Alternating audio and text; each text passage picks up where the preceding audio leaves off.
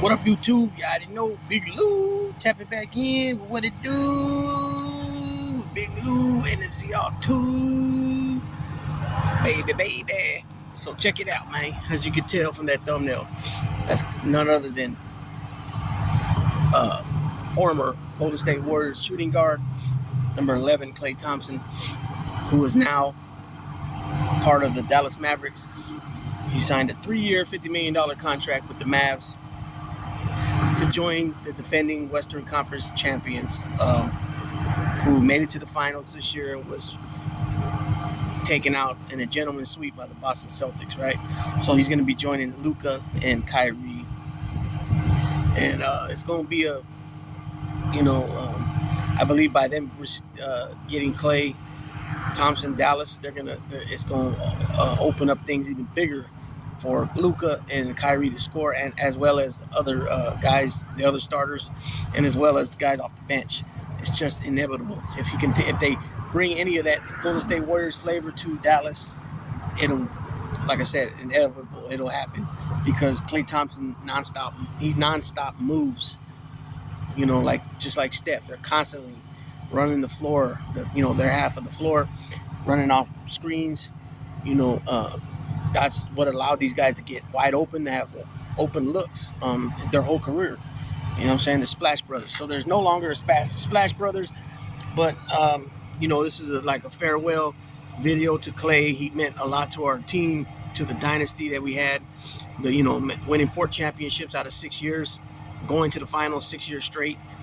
I remember when Klay first joined the team, I remember hearing people, speak negative about him, but he turned that around and became he's a future Hall of Famer, no doubt about it. First ballot, there's no doubt about it. And he's still young. He came out of Washington State. He was drafted in 2011, the first round, right? I think he was the 11th pick. He was the last pick of the lottery. I believe the lottery goes 1 through 11. If it's not 1 through 11, it's 1 through 10. But I'm pretty sure it's 1 through 11. So he was the last pick of the lottery draft. And he's had a hell of a career, right? Like I said, he's a hell of a two-way player, defensive player. He's been part of 4 championship teams. The core base of the team, Steph, him, Klay Thompson, and Draymond, were together for 10 years. They were partners. They were teammates for more than 10 years. That's unheard of. There's not many times, especially nowadays, that doesn't happen.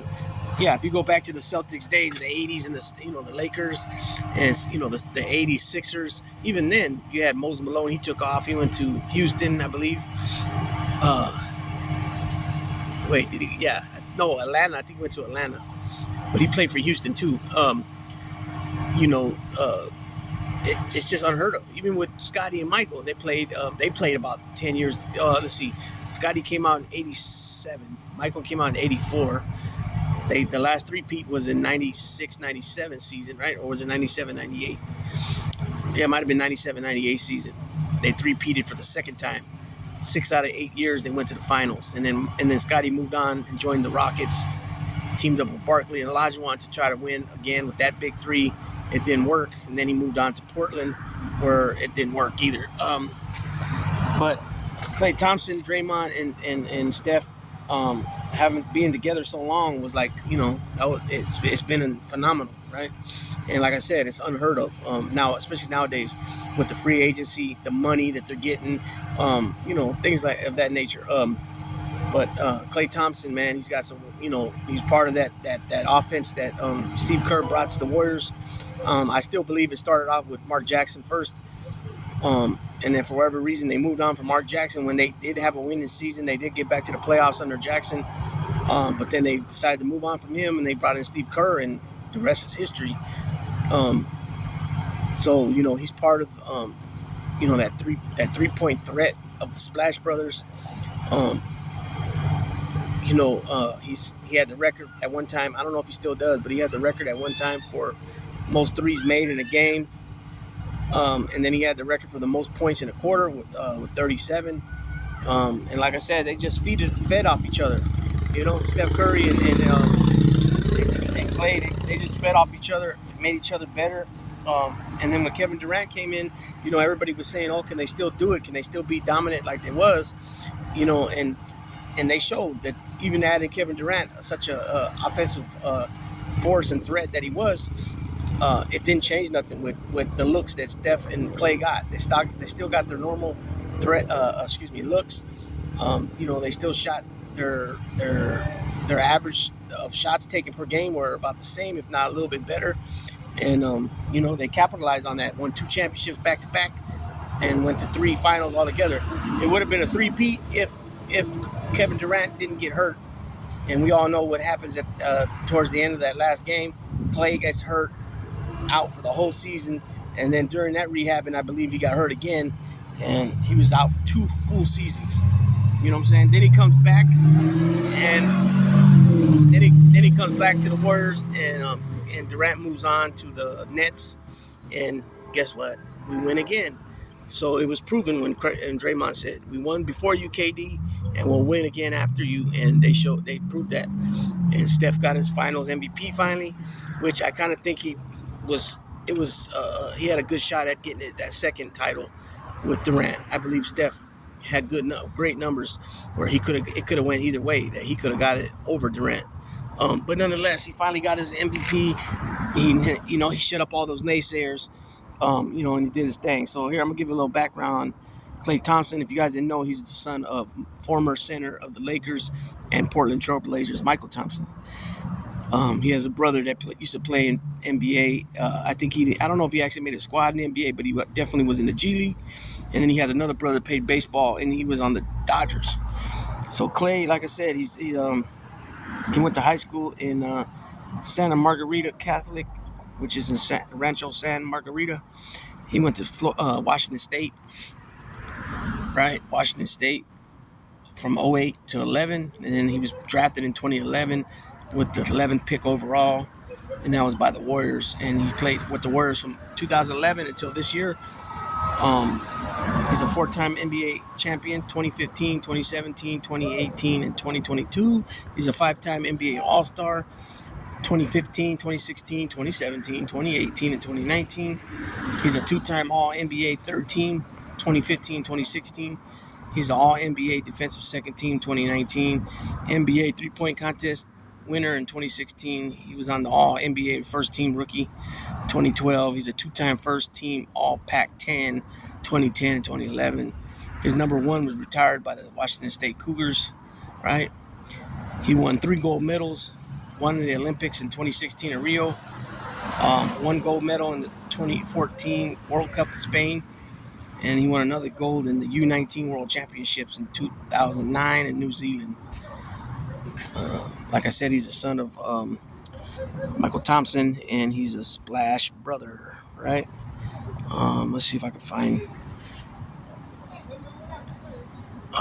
his career statistics. Let's see. 19.6 points a game. That's his career average.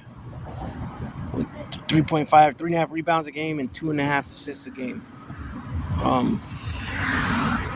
Let's see. In the playoffs,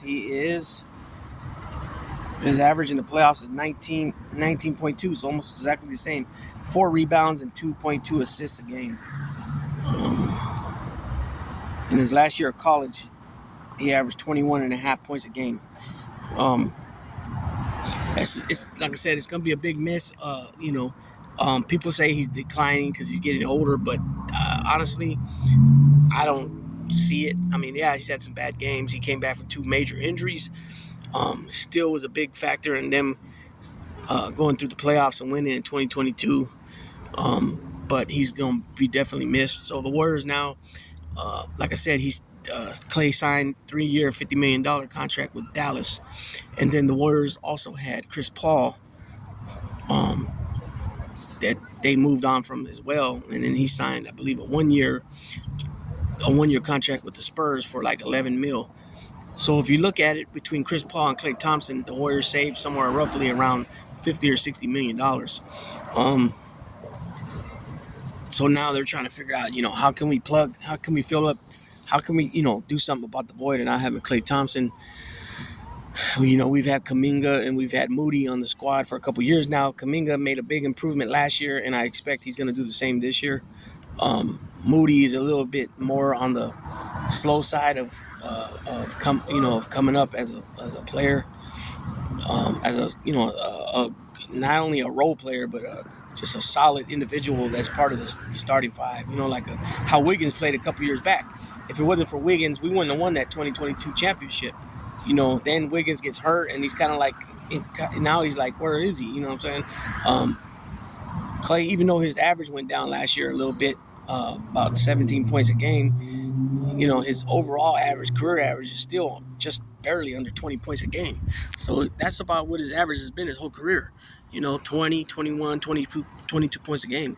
At some points in some games, he would take over and be the dominant force, like Steph usually is, but Steph was the number one guy, So when you have two shooters like Steph and Klay, you're in great hands, because either one of them could knock the rock, knock it down for a tie or a win, in the clutch, you know what I'm saying? Then we had, then you had guys like Kevin Durant, and who is elite superstar player, who is going to go down as one of the greats ever. He's part of the 75th anniversary team, so the Warriors had all those guys, then they moved on from Kevin Durant, and they brought in Russell, a sign and trade deal for Russell, and then they moved on from Russell by trading him for Wiggins. Everybody was like, oh no, because Wiggins thus far, being the number one pick overall from years back by the Cavs, things didn't work out for him. He moved on to play for Minnesota, and then it just from there it just didn't pan out. You know what I'm saying? And he came to the Warriors, and there was a lot of doubters. You know what I'm saying? I don't think I really originally doubted anything, because I knew the kid had game. Sometimes you just got to be set up with the right offense and the right coach to open things up. You know what I'm saying? And kind of like how Iverson was a dominant player, but when he got put with Larry Brown and he finally decided to listen to Coach Brown, he became a superstar MVP. You know what I'm saying? And so that's what happens a lot of times. You got to be teamed up on the right squad with the right offensive mind, and also the coach. You got to have a good coach. You know what I'm saying? And with the Warriors system, a lot of these guys, if they weren't a good defender or a great defender coming onto the team, when they left or during their play with the team, they became pretty good defenders, like Kevin Durant, like Draymond. You know what I'm saying? Kevin Durant was, part of where he was blocking shots. He was a lot of rebounding. You know what I mean? Easy putbacks, all that stuff. It's all part of playing, and it all needs to be done at a high-tech level in order to win. You know what I'm saying? But Klay Thompson's going to be missed, but he's going to a squad that was right there at the finals last year. So by adding him, I expect they'll be making another run at the title. You know what I'm saying? But like I mentioned earlier in another video, the West is pretty tough. You got Denver, you got Dallas, you got Memphis, you got Phoenix, you got who am I missing? Denver, Dallas, OKC. Those teams are all pretty good, and it's a toss-up with some of them. OKC, with Denver, you know what I'm saying, with Dallas, any one of them teams could be in the Western Conference Finals playing each other, and then obviously the winner would go on to play the finals. And the Celtics are the team to be, they're the team right now in the East, but you still got Philly, you got New York Knicks, you got Milwaukee, you know what I'm saying? So there's still some beasts in the East, but the West is always, in my opinion, the toughest, especially the last, since the Tim Duncan days, you know what I'm saying? After the Lakers three-peat, But, yeah, Klay Thompson's going to be missed. He's going to go on to continue playing well. I don't see him declining in his play anytime soon. I highly expect him to perform for at least another 3 years, 2-3 years for sure, no problem, at the same level he's been playing. And after that, who knows? Because you figure a lot more young talent are going to be coming into the league on drafts, and a lot of the talent that are around now that ain't getting all the minutes played, a lot of them are going to improve, obviously, and a lot of them are going to slide into those starting positions if they're not already there. So the league's going to keep getting younger and younger. And so at one point, and I heard Allen Iverson say this the other day, is that he took it for granted. He thought that he was going to be a star basketball player for the rest of his life. And then he realized, no, that's impossible because of Father Time, And so anyways, Klay Thompson at 13, 14 professional years playing now is starting to get, it's going to be getting to that point soon here. I would say probably after year 15 or 16. There's not that many LeBron James, that can keep playing after 20 seasons in the league, still play as well as he was playing when he first came into the league. Besides LeBron, KD's probably the next one up. He came out in 07, so KD's already got 17 years in the league, and he's still one of the elite scorers at his age. Good thing for both those guys is that LeBron came straight out of high school, and KD only played one season at Texas. You know what I'm saying? So they came in young, and so even though one got 20 years in, one got 17 years in, they came in young. So therefore, they're still young, even though they're not young. If you look at the age number, I don't know if that makes sense to what I'm saying to y'all. I know what I mean, but what I'm saying, it is what it is. Now, a guy that plays 4 years in college, or even 3 years in college, and comes into the NBA, usually about year 15, they usually decline. And there's been a lot of players too that were pretty dominant for a good, anywhere from 5 to 10 seasons, 12 seasons, and all of a sudden they just start dropping off. Kareem played 20 seasons. He made 19 All-Star appearances. But even in Kareem's last season, he was only averaging about 10 points a game. You know what I'm saying? So he showed the decline too. Bad knees, running back and forth up the court, 7'2". You know what I'm saying? So all that matters, at the end of the day. You know what I'm saying? So just a little video for a tribute to Klay Thompson. And, you know what I'm saying? And with that being said, Big Lou's going to shut on out for this one. And I'm out.